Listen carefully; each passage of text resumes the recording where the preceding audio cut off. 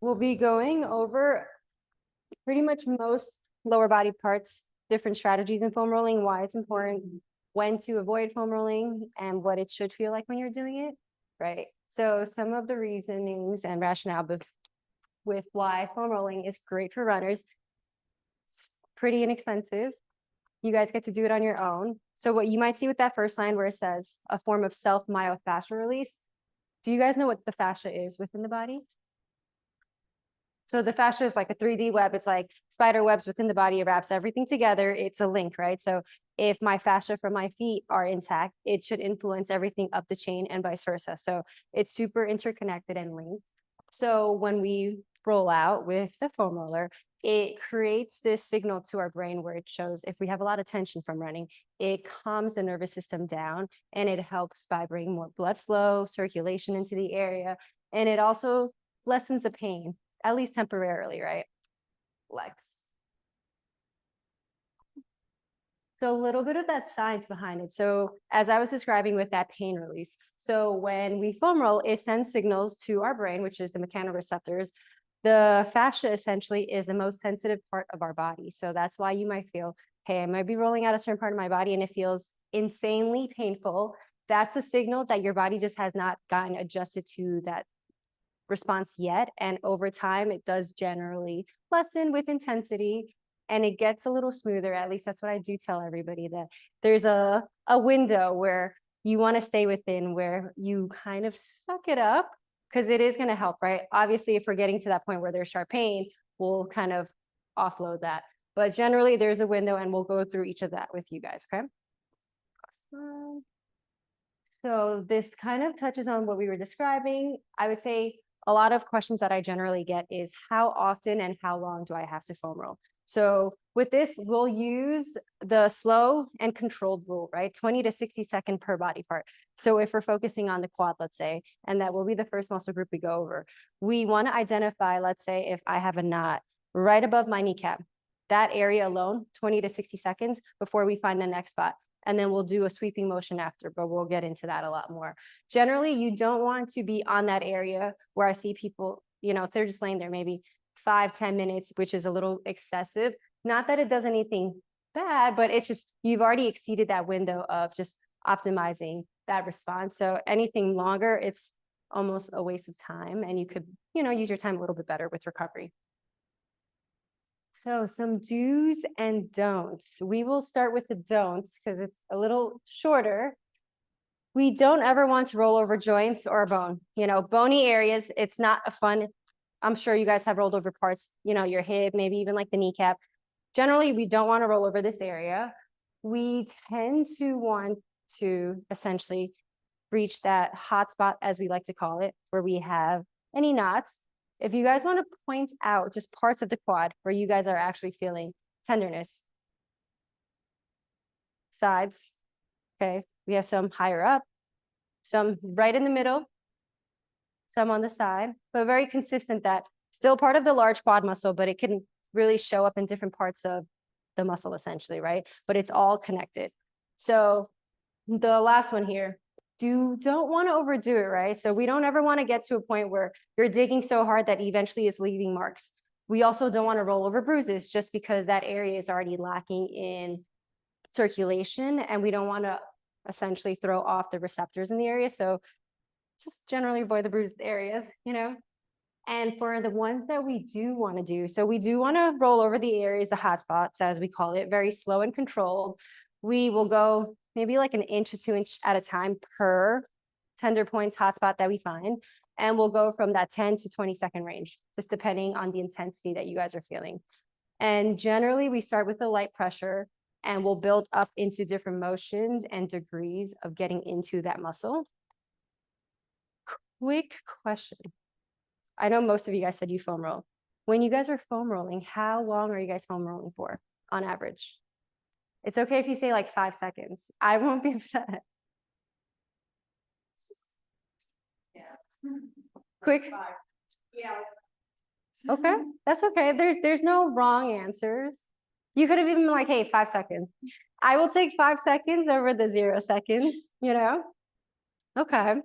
And so we were saying, right, you want to listen to your body. So as you're foam rolling over an area, it's natural for it to feel very uncomfortable. You know, the parts we want to avoid is when it starts feeling sharp and where it's tingling. So if that sharpness isn't subsiding after that 20-second window, we do want to roll off of it, whether it's through releasing a little bit of pressure first. And if that does alleviate a lot of the symptoms that you're feeling, then that's okay. But the minute that you feel like you're releasing pressure, but it's still feeling a little numb, maybe a little sharp, that's where we want to kind of pull off that area, okay?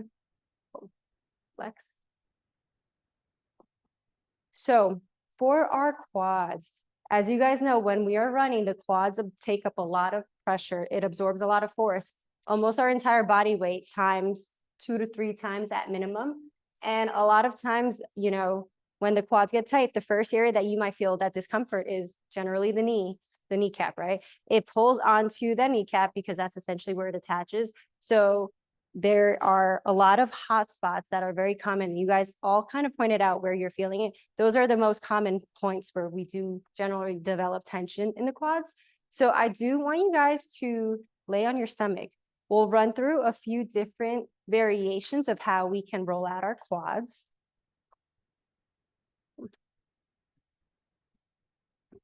Flex. Okay.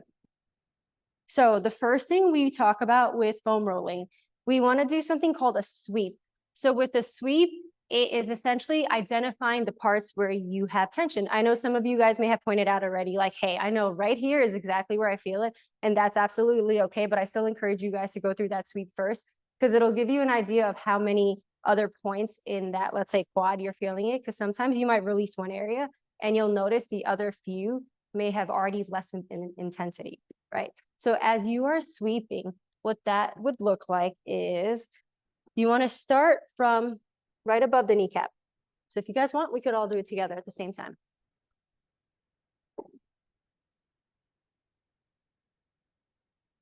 So pick whichever side you want to start with, either the right side, the left side. I'm okay with both. So let's say for me, I'm going to have it on the right side. We'll start right above the kneecap. So we start on one side because we get to use the other leg to control how much weight and pressure we want to put onto the leg that has the foam roller. And you're going to start by rolling up gradually towards the thigh. Yep. And it may take a few sweeps. So generally, I would say going up and down 5 times is a good sweep. And you'll be able to identify points where you might even feel tension. Like we said, the hot spot, right? How many of you guys have already located at least one hot spot? Yeah. See, I'm not running right now, so I'm like, this feels really good for me, but I'm looking at some of your faces and everyone's like, this doesn't look so comfortable, you know? Awesome. So once you guys have identified that first hotspot, what I want you to do is essentially just put your weight right through that area. Let's start with that 10-second range, right? You're just going to hold that spot. And throughout that 10-second, what you can actually do is you can rotate around it. So what that looks like is you're just shifting your weight from side to side. And this essentially targets that muscle, the fibers, from different angles. And you might find, okay, this one angle doesn't feel so great, and it may be a little more uncomfortable, but we're still sticking to that 10 to 20-second rule.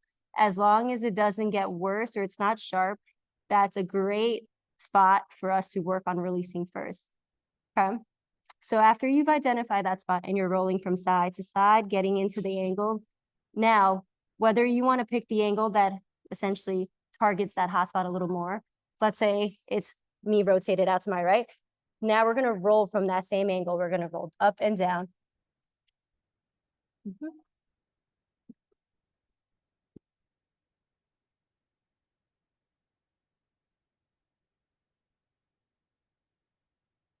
How many of you guys are feeling like, this is great, it doesn't hurt anymore, we need to move on to the next one, make this harder?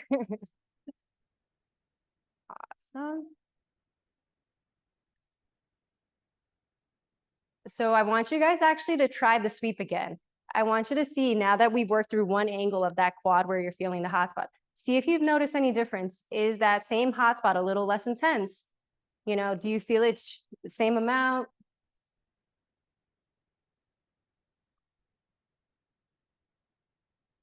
Speechless. Wonderful.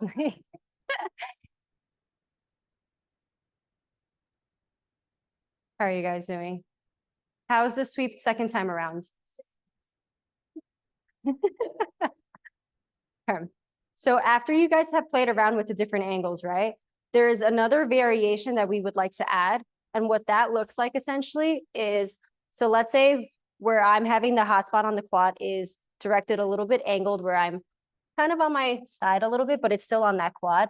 What we do now is we add a little bit of motion. So with the quad, when it gets stretched, we're bending our legs. So we want to add this knee flexion motion into it, okay? This actively releases that tension, that hotspot, and it creates more space and it allows it to send signals to our brain showing that we can move through this and the pain will subside. Because a lot of times when we're feeling a lot of tension, we tend to want to guard and we protect that area. So this is a very controlled space where we're introducing to the quad that we're able to move, blood flow is happening, we're getting circulation, and it's helping modulate the amount of tone in the area. So I want you guys to try in that same area that you felt that initial tension.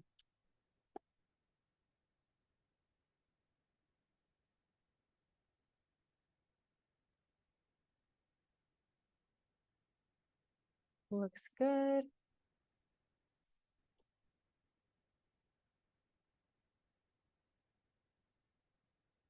I love that everyone's like, everyone looks identical right now with like the leg up. So when you first identify it, you don't want to roll with it. So you just want to essentially bend the leg.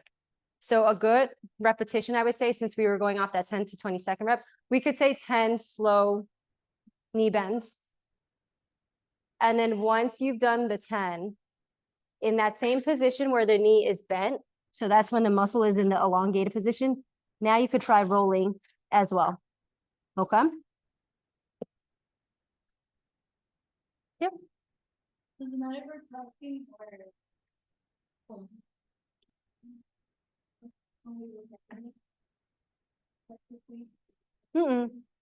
Whatever you find a little bit more comfortable. You'll feel it a little bit more if you are essentially pointing the toes down towards the floor. Awesome. I want you guys to try the other side now.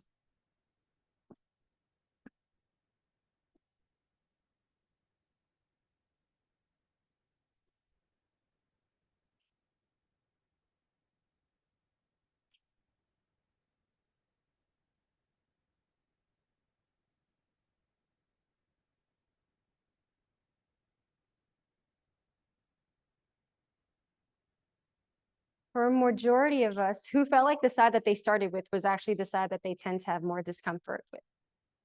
Yeah. This side feels a lot more manageable, right? Especially now that you know the moves to go through, which is the first one is we're sweeping, we're identifying that spot. And once we identify the hot spot, we're going to pivot and we're going to roll through the different angles. Yep, just so that we could essentially get into the muscle on a deeper level. Nice.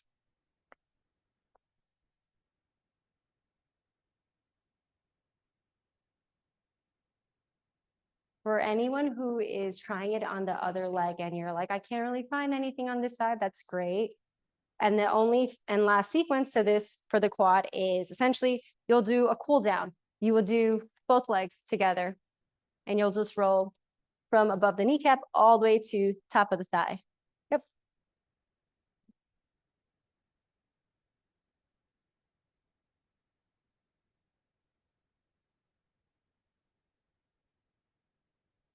And this one should feel the best.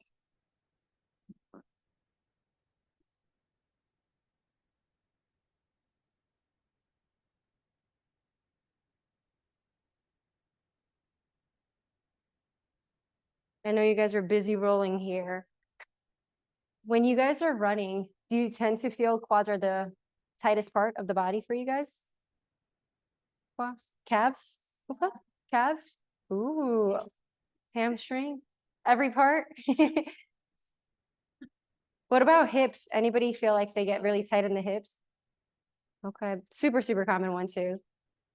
I feel like generally the calves would feel like it's usually the one because you're always like bouncing around. but people tend to, well, they're usually very surprised once we get into the hip and they're like, oh, this is a very new feeling. That will be the one that we were talking about, right? That sharp feeling.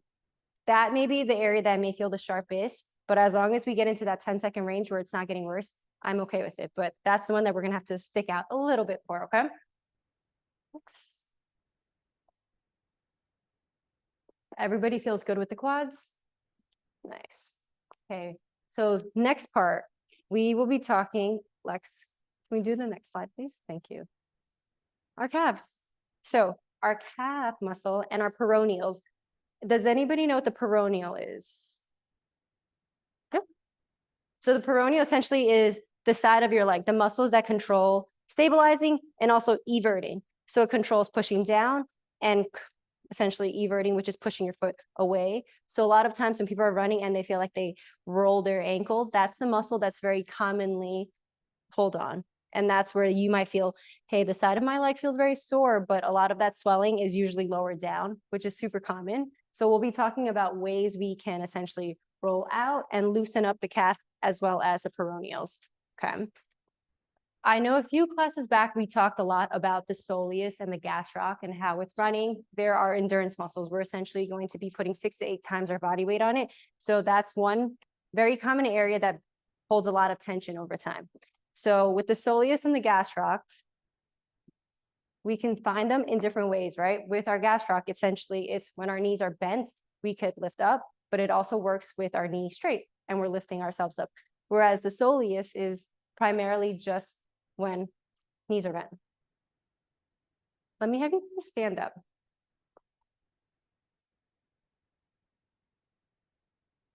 So I want you guys to try just keeping the leg straight, and we're gonna do 20 calf raises. Yep. We'll do 20 in a row. Should feel pretty easy. Not too challenging. And as soon as you guys are done with the 20, I want you guys to feel the difference with your knees bent now and also lifting up. Similar muscle group in the sense that they're behind the leg and they're working, but you might feel it a little bit lower, right? When the muscles are engaging and activating, you can feel it slightly deeper. And if you're like, hey, this is not working, I don't really feel it too much, I can make it a little harder. And if you guys want to try that variation, I'm going to have the ones who want to try it. We'll grab just a wall, any place where you could hold on to, okay? Feel free to try it. So with this, what you're going to do is you're going to have your back against the wall, almost like you're doing a wall sit. And now same thing, we're going to lift that leg. So we'll lift our heels up. And you'll feel that shake as you're coming down into that controlled position. That's a great way of really building strength and protecting. Yeah, I mean, the shake, I know, thanks for calling me out.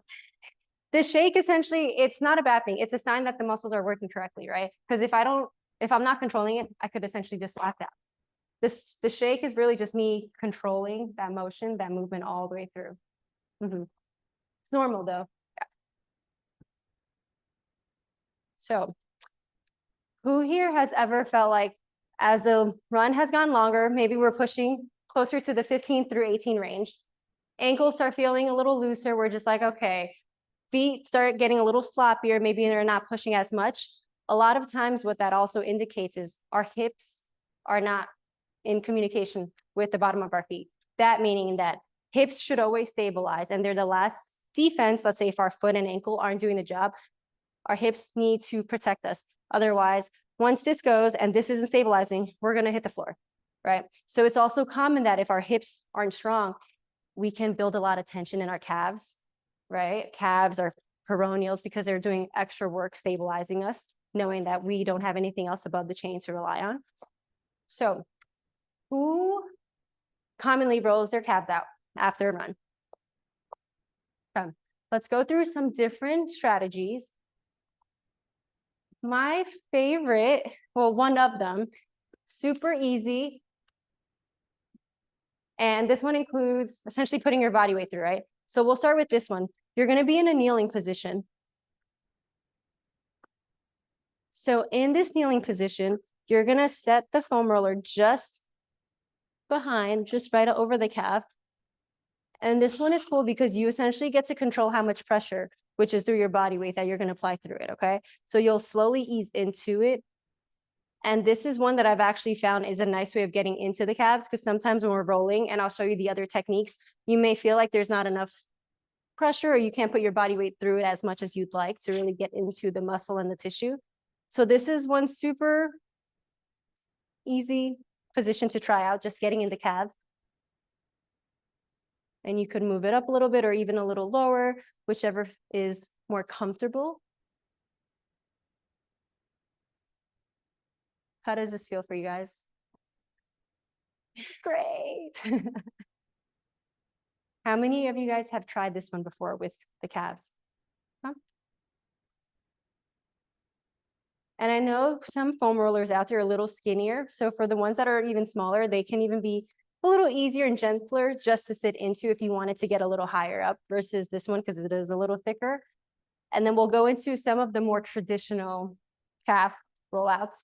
So same thing, right? We want to roll out by doing a scan first. So same thing, we'll start just above the Achilles and we're going to slowly roll right to the top, right behind the knee. So we have a lot of nerves and vessels, blood vessels right behind the knee. We don't want to go into that space because it is going to be a little tender. So where you have that crease behind the knee, we'll go about an inch below. So that'll be the part you'll stop at, okay? So same thing with this one. As you're sweeping, you may find an area that feels a little more tender and not like the rest. That's the spot we'll find, and we want to hold it 10 seconds to start. So after the 10 seconds, what we'll do is we'll do the pivot that we were doing before, right? We'll turn from one side to the other. And this is where we'll actually find things are going to start getting a little sharper. For my folks who've had maybe some pain and tenderness along the shin, even, that's a common area where a lot of stress develops and a lot of inflammation accumulates. So especially when you're rolling the foot in, it might feel a little sharper just with all that pressure buildup, okay?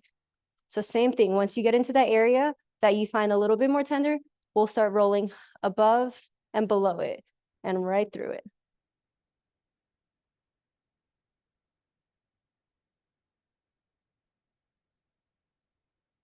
So with this one, what's fun about this is we have more ways to play around with different angles. So let's say we're right here and we identified the first area. Instead of just pointing the toes up, I actually want us to try circles. We're going to do ankle circles. We'll start to the right. We'll do 5 to the right and then 5 to the left. This is a nice way of doing an active release where it's not so aggressive as the pivoting. Some people might find this a little bit more tolerable with the circles. After the circles, you guys can try the ankle pumps, and that's essentially pointing the toes up and pointing it back down.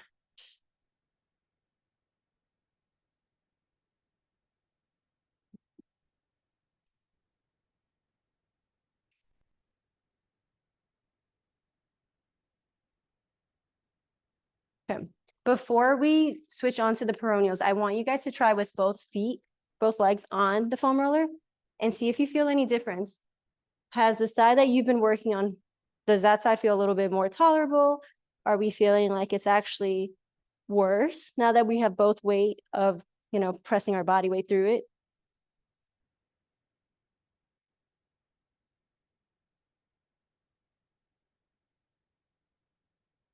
So as we have both feet on, because we're putting more weight through it, you guys can try and point the toes up. It'll take a little bit of that pressure off as you're rolling. So with the calf, surprisingly, when the toes are pointed up, it's actually when you're working on the more superficial, the top layers of the muscle. And when the toe is pointed down, you're actually able to get a lot deeper because the muscle is more relaxed in that position. So when we were going from a lighter position into a deeper, you could always start with the toes pointed. If you find that as soon as you press on, it's already very uncomfortable, that just takes that edge off a little bit and it makes it a little bit more comfortable to just go through that initial sweep. Peroneals. So like we were saying, side of that leg, it is a very bony area. So same thing, I want you guys to bend the knee first. I just want to make sure we all identify the bony press that we're going to try and avoid. So on this side, next to the crease, you'll feel a bone sticking out a little bit, popping out. If you want to pivot, turn your foot a little bit, you might even feel the bone might pop out just a little bit more. It's a bonier area. That area, we want to avoid rolling over. There's a nerve that essentially wraps right by it. If we hit it, you'll get a tingling sensation, okay? So we're gonna do an inch below that as a safe spot of avoiding. So right above our ankle bone, an inch higher to an inch below that bony part up top, that's our range for our peroneals that will roll out, okay? So let's say we're rolling out, same thing. I'll show you guys from my left side. We will start from the top with this one. We'll start with the top and we'll just roll through it first. Since this is a sensitive area, I don't want you guys to put your full body weight, and this is a nice way of controlling how much weight you want to put through it essentially.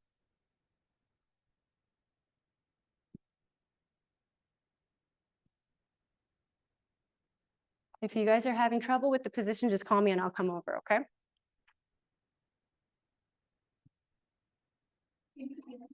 Mm-hmm.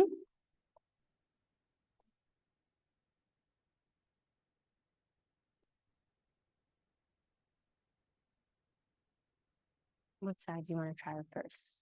My right side. Okay. So I'm going to have you just get on your right. Yep. You can lay on your right side. So as you lift up, like you're in a plank position, we'll get it right here. Like that. So this is just a nice way of controlling how much weight you're putting on. Otherwise, the other one, essentially, your full body weight is pressing on it. It's a little more intense to start with, but this will be a good one to just do the sweep.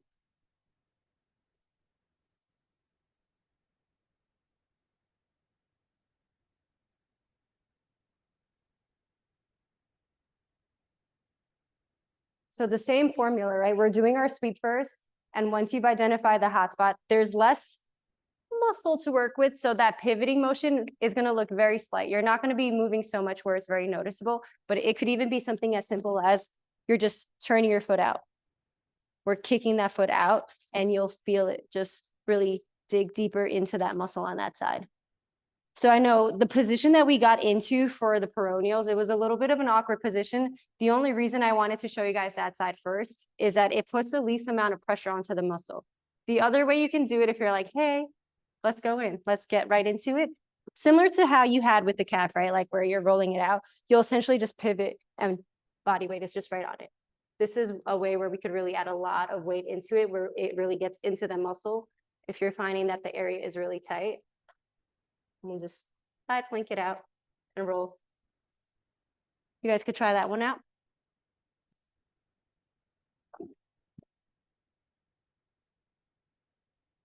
How are we doing?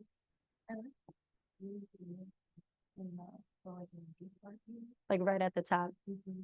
Super, super common area. That's where my calves start to get tight. Mm-hmm. That's usually. Try ankle circles, even with this one, and see how it feels. It could take a little bit of that pressure off. It allows you to get into the muscle as well. So same thing as you guys are on the side. Once you get used to just the pressure of just the weight onto the muscle, we could do the ankle circles, where you're essentially rolling the foot that's on the foam roller, really turning it out, up towards the ceiling. Play around with the different angles.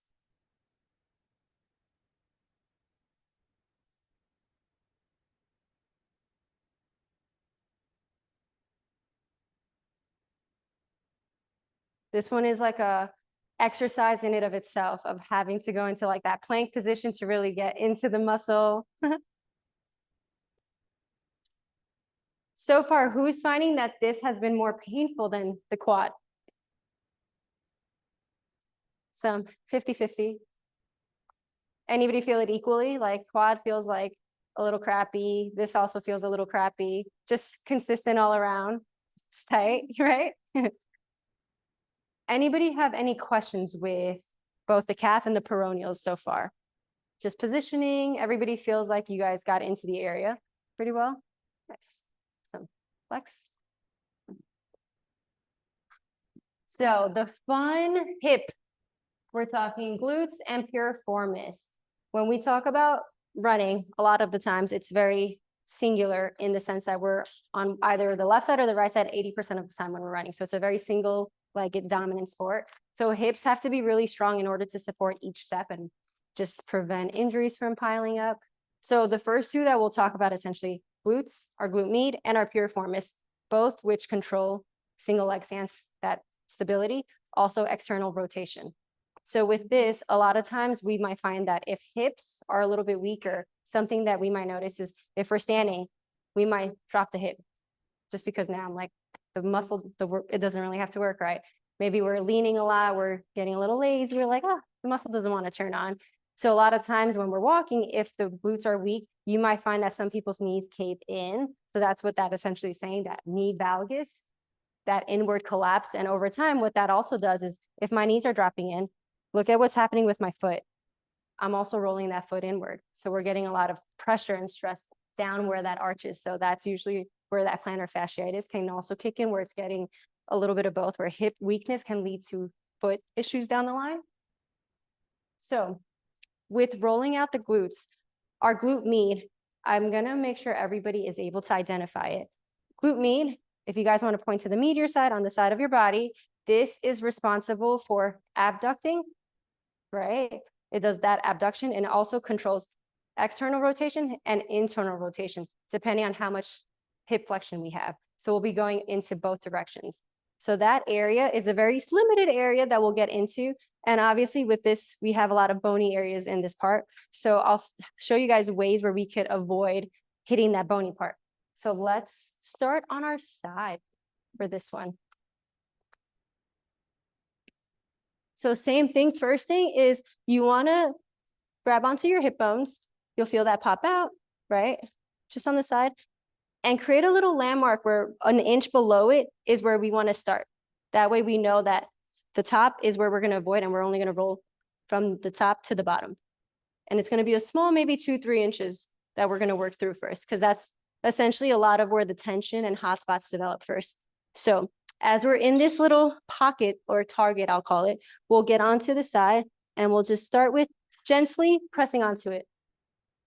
The hips have a lot of sensory nerves. So this is where I was saying you're gonna feel that sharpness at first, not to be confused with just nerve pain in general.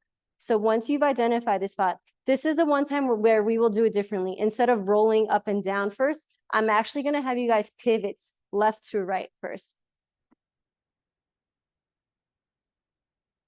So that muscle that we were saying where it controls that rotation going in and out, you might find that one direction feels a lot tighter and sharper than another. And once you've identified that hot spot, now we're gonna add that upward and downward.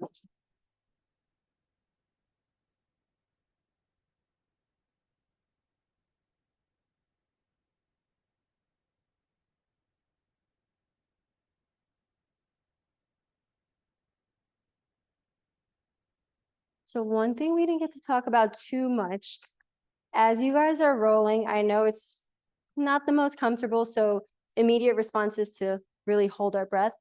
I will encourage you guys to just try to breathe through a little bit of it.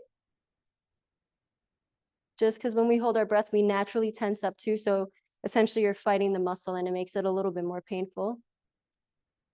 So after we've identified the hot spot, one way where we can bring this to the next level where we're getting even deeper into the tissue, we're gonna do a figure 4. So my right side is the one that's on the foam roller. I'm now going to cross this leg and I'm gonna place it on my knee. Some of you might feel like, wow, this is a stretch already, and you'll feel it really dig into that hot spot a little bit more. And now we're gonna start from the beginning where we're gonna pivot left and right. We're gonna find the new angle.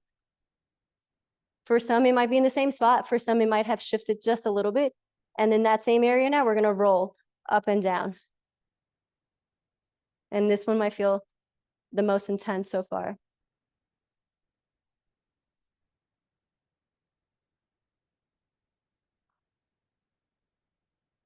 with the leg up, you'll find and notice that you can actually roll a lot further and you're getting into like the heart or the center of the glute more now. Whereas before it might have been a little bit more uncomfortable.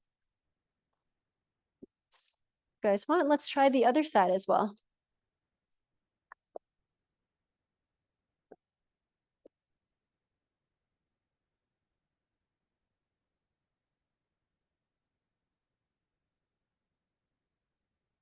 Same thing. We're going to start by pivoting. We're going to go left and right. Generally, we usually will find a little nagging spot already just with the rotation. And now after you found it, we're going to add the sweep where we're going up and down.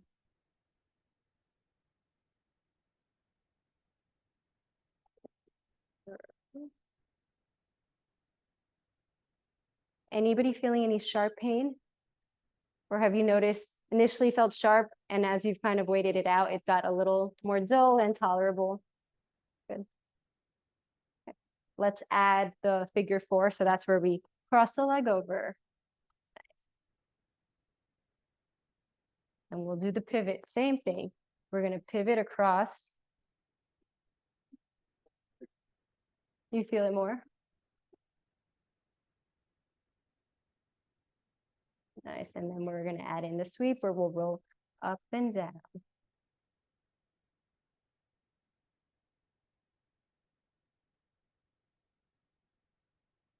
So one thing I forgot to mention, I know we were doing the pivots where we're rolling left and right. If you find that you're not able to find the hot spot as easily with rotating or you feel like you're losing your balance, we could also do it with the knee where you're bringing the knee up and down. You guys could play around and see which one is a little bit more comfortable in terms of grading it from the least amount of pressure into building to get into the tissue a little bit more.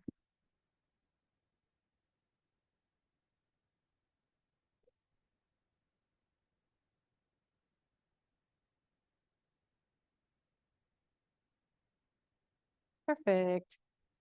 How bad was the hip? Worst one so far?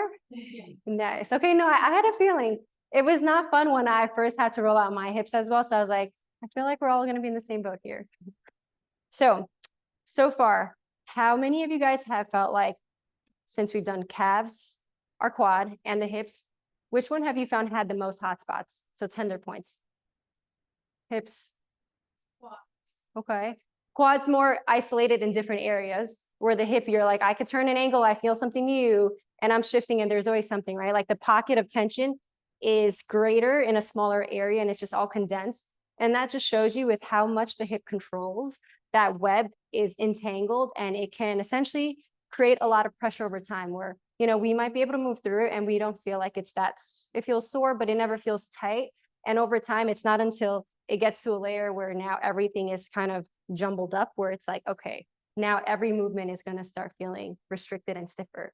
Okay, so hips, if you guys are strapped for time and you're like, I can only do one thing, hips are going to be a great area. Essentially, it's the center of our body. We need a lot of dynamic movements through this. This will drive a lot of motion going up and down. Okay, flex. So continuing with the hips, we also have our TFL and our IT band. So our TFL, our tensor fasciae lata. So on this diagram right over here, you guys can essentially see that it's positioned right in the front of the hip off to the side a bit, right? Almost like where your pockets would be if you're wearing pants, essentially where that entrance is. That's where that TFL is. Everything that's marked in white is fascia, at least very visible fascia. And this one coming right down is our IT band. So a lot of times if the TFL is very tight, it pulls on the IT band. And now imagine if our glutes are tight. Now we're getting pulling in both ways. I know some of you guys were here for the class where we played with the resistance band and we were acting as essentially the TFL and what happens when muscles are opposing it. That's where people might feel pressure side of the knee, IT band syndrome. Muscles are playing tug of war and the IT band really has no way of releasing. So it's going to pull on the next thing, which is where it attaches right by the knee. Okay. So with IT band, generally, I tell people we don't want to roll over the IT band itself, even though it might feel very tempting. But there's a reason why even after rolling directly on the IT band, it doesn't feel like it helps. It's because we want to essentially target the muscle that influences it. So that's going to be our TFL, right? So TFL, I'm gonna have you guys all stand up. Part of this is identifying the muscle so that we know we're rolling through the right area. So hands right where that pocket would be, essentially, right? So if we were to lift our hips up, kind of like we're doing a march, you will feel a muscle pop into your fingers, essentially. That right there is your TFL. It's off to the side a little bit, not in the front of our hips, which is the hip flexor, but just right off to the side. If you're finding that it's not that easy and you can't find it, another way of finding it is you're lifting and you're gonna pivot out. Nice. If that's a little harder, we could also just pivot. So for my left side, I'll be standing on the heel and I'll be turning in and out. You might feel it pop in a lot when you're turning that foot in. So that's gonna be the TFL. So in that same area, I want you guys to lay on your side. We're gonna get right into it with the foam roller. So with this one, we're gonna actually roll onto it from the front. That's gonna be the easiest way to get onto the TFL because then we'll add our pivot after. So as we are at the front, we have a very limited range to work with because it's going to be right by our hip bone. So we'll be rolling down and up first, about 1 inch to 2 inch. This gets your body just adjusted to the amount of weight going through the muscle first. Might not feel too uncomfortable yet, but I want you guys to just get used to this feeling first, and then we'll add that pivot. So now we'll turn away. So up towards the ceiling. Yep. And that's where you're going to identify that first hot spot.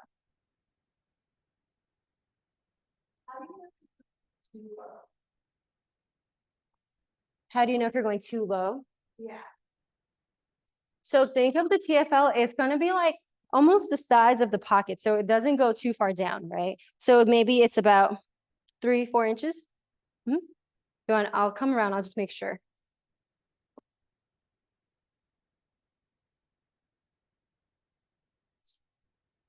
So if you want, turn towards me a little bit and I'll come down. Yeah.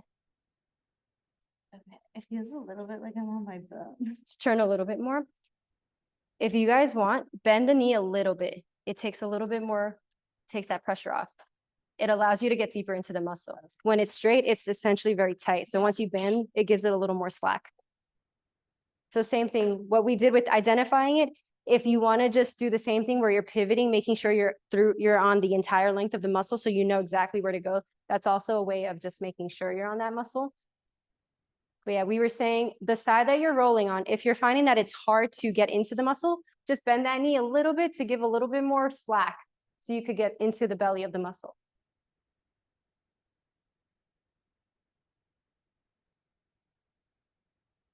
So same thing with the hip muscles. These tend to get very sharp, very quick. We don't have to add too much before we already hit the initial hotspot. So for most of you, I see that you guys are pivoting it right now. So after you guys add the pivot, what you guys can do even is just work through the rolling.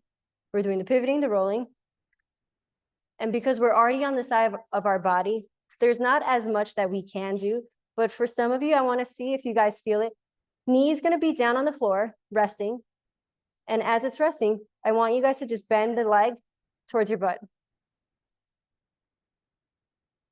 If you're feeling tight, you'll notice maybe the quad, the side of the quad is also feeling that tension. And what's great is that although the TFL is the main muscle connected to the IT band where it influences it the most, the side of the quad also has attachments to it, you know? Also part of the hamstring, which we haven't gotten into. All of them are essentially next to each other. So when there's tension or a lot of tone in one muscle, and if it's too stiff, it'll pull on the next structure next to it.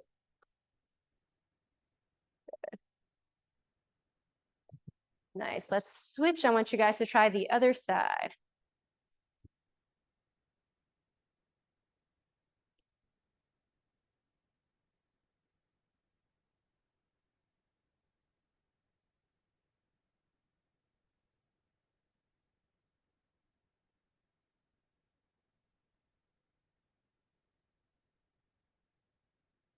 You guys look so good.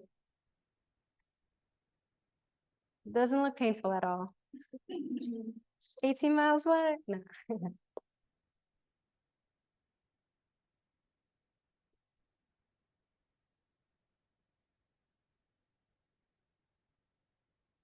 You guys will notice it's a super small muscle in terms of how much we can move before we feel like we're hitting bone or a different area, but that's completely normal. Super slight, you're just able to pivot and add in that knee flexion at the end to create a little bit more of an active release. Nice.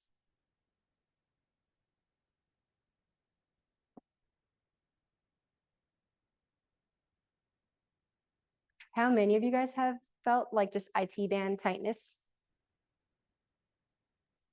With pressing and releasing the TFL, have you noticed a change in just where you may normally feel that tension in the IT band? A little bit? Nice. Cool. So next thing I want us to go over is, I know this was part of the don't do it, but I want you guys to see what it feels like, essentially.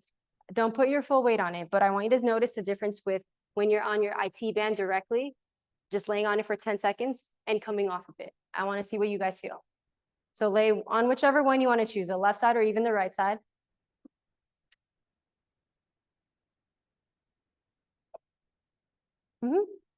May not feel so comfortable, right? Like there's just a lot of pressure building up. And you guys will even notice that as you're on it, it's not releasing. If anything, it's getting tighter around the area because the IT band essentially responds to the muscle. So just a little show and tell of why we don't really roll directly onto the band, even though that might be the area that you're feeling that tension. A lot of times the muscles connected to it, the TFL, for example, will do a lot of wonder to just alleviating that tension, okay?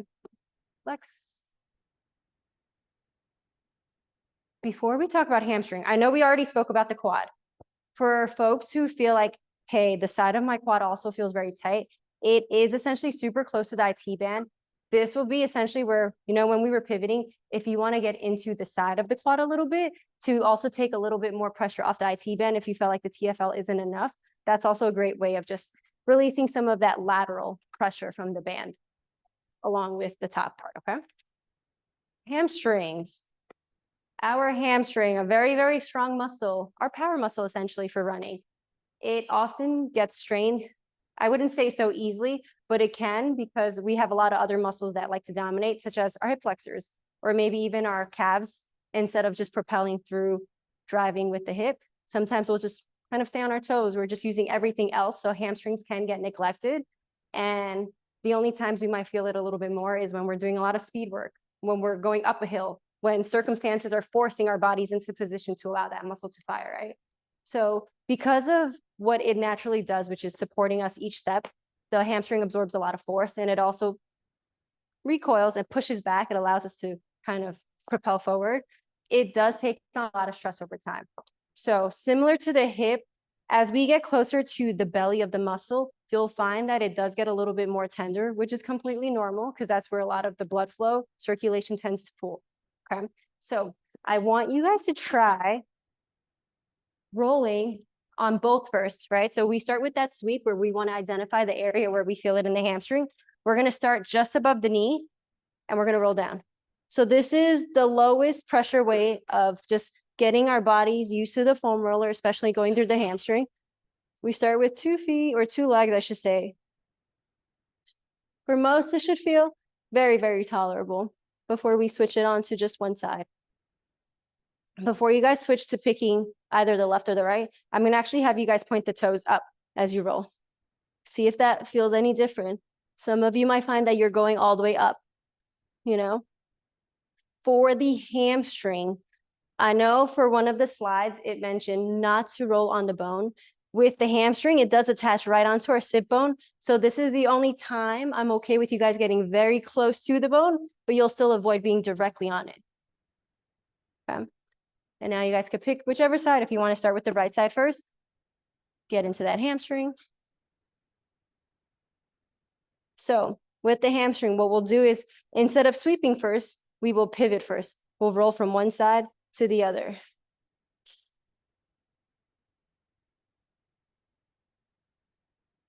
The hamstrings are a little bit larger of a muscle group. So as you're pivoting, let's say you go through 5 pivots on the top layer, you'll roll down a little, same thing, 5.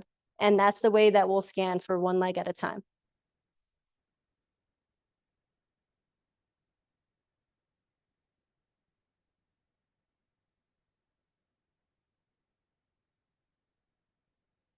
How's the hamstring feeling so far? Do you guys feel like you feel more of that tension upper half of the hamstring, like closer to the butt, or bottom half? Inner thigh. Yeah, that's a very fun spot. So the inner hamstring connected to the groin is actually a very neglected area. It's a very tough spot to stretch and also get into. So with that one, let's kind of roll through it together, okay? So similar to how we were on our side with this one, position the foam roller onto just inner hamstring. And instead of rolling, I just want you guys to work on just shifting your weight over it first. You'll find that this alone will already create a lot of fun facial expressions, you know? So that, yep. And if you want to take it to the next step, same area where the amount of pressure where you feel it right in the hot spot, we'll add toes slightly pointed. Yeah, actively move through that. Yep.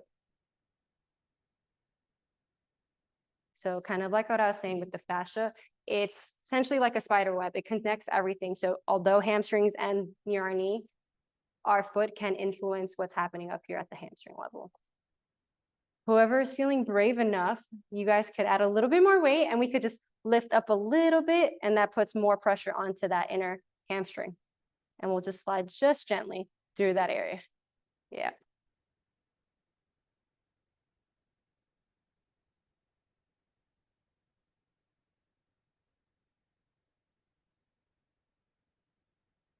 Same thing.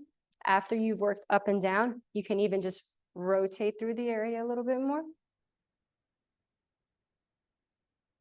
And with this, you could think of just turning the foot in and out, like down towards the ground, and it'll help turn the leg a little bit easier.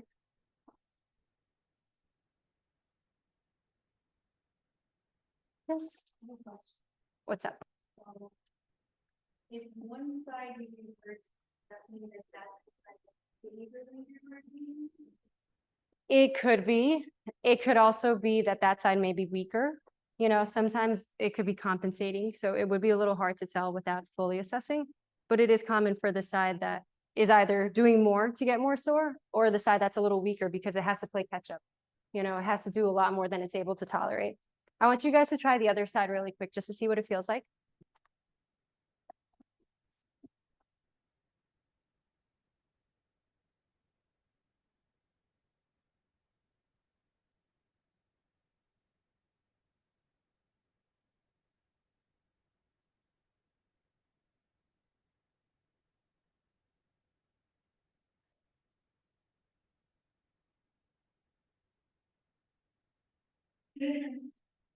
Completely normal. Have you guys noticed with like track work, this is pretty common. We're only running one direction. So a lot of times people might find inner part of the ankle on one side, but then it's outer on the other side. Just with the direction that you're always running in, that could create a little bit of an imbalance. And that's just environmental. You're not even doing anything wrong, you know? But yeah, super, super common. That's normal. So with the hamstring, kind of near where that IT band is, it gets very sticky right at the top, right before it kind of creates that gap where it's your glute. That's a fun spot to roll through for some people who want to try, like lower glute, upper hamstring.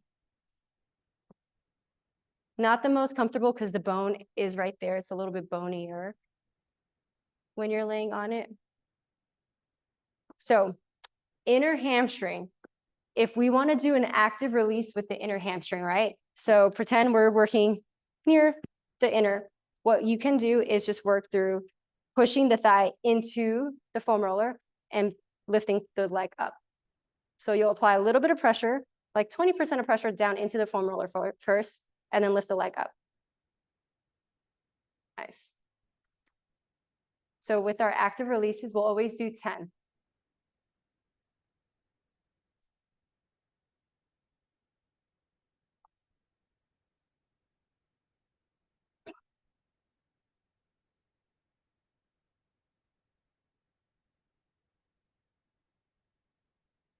So you guys are all going to do this before the next run, right?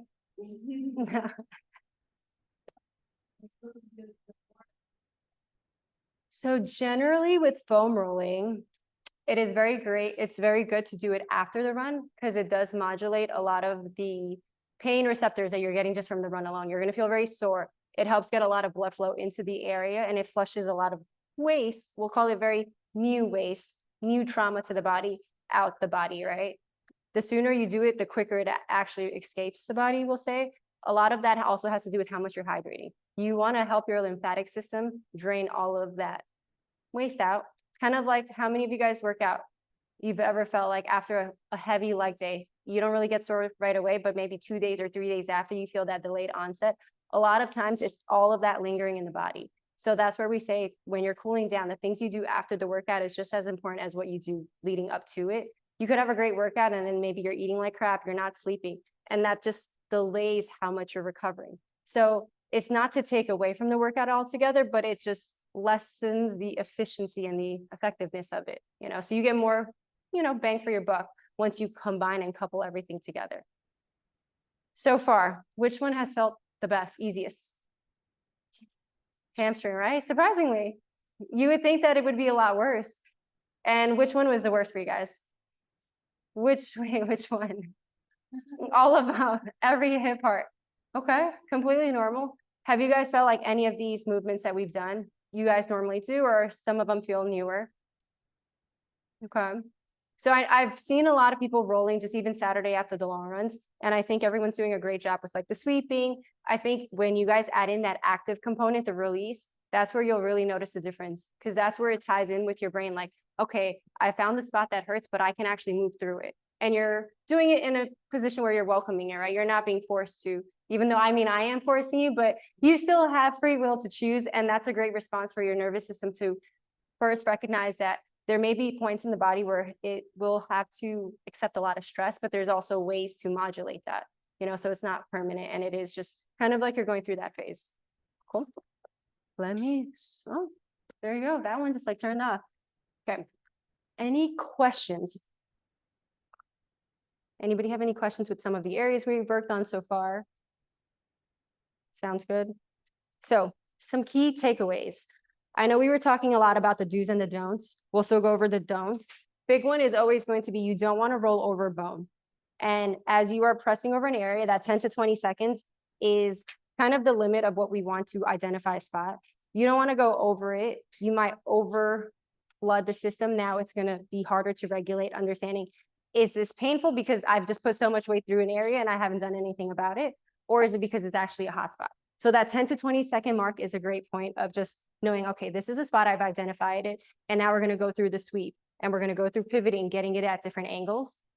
And when we identify the spot, I don't think anybody here had that problem, but the minute it turns sharp and it's only getting sharper with more pressure and more time, and it's not subsiding, that's when you do want to ease off the area, okay?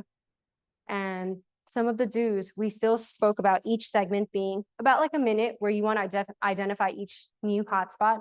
Focus maybe a minute, 2 minutes max on each area, depending on maybe different angles. We're finding that it adjusts and it alters that sensation a little bit.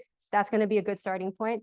And I know with runs, I myself have also fallen into this where sometimes you just want to leave. You want to get your day. You want to just start your day after a very, very long run.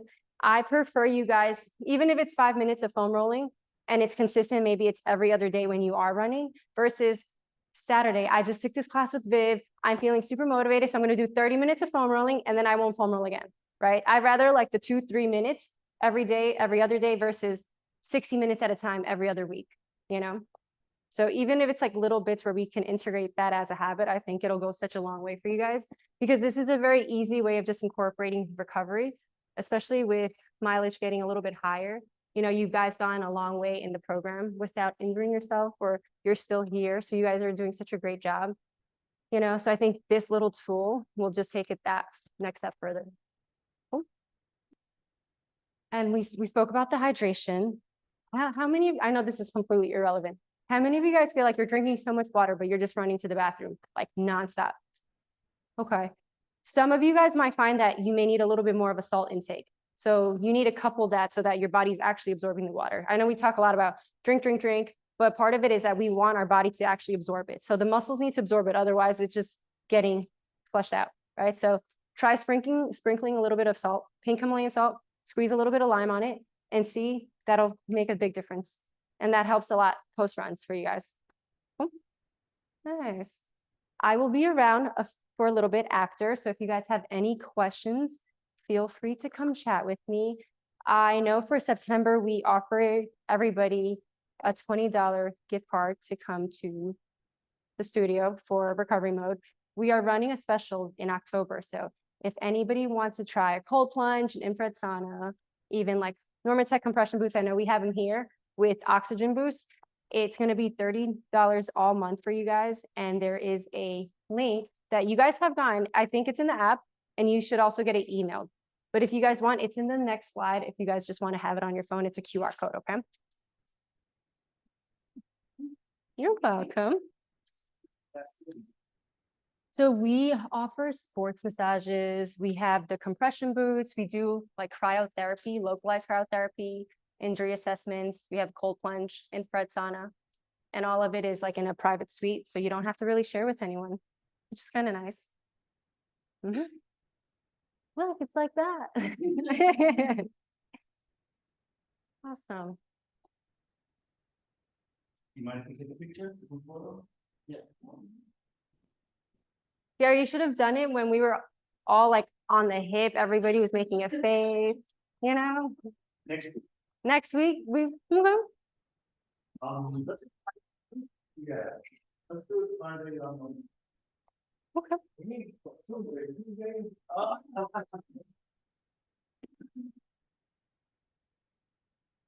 Hi, how are you?